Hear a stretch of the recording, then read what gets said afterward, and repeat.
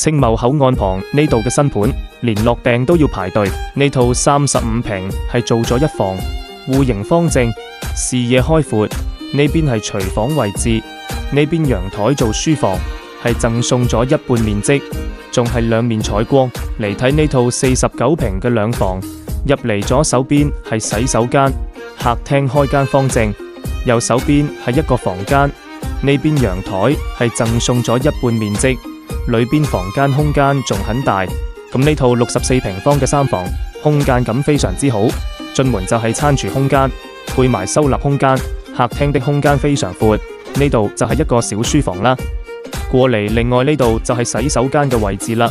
呢間房空間亦都唔細嘅，64平方個主人房，非常之闊，空間感非常之好。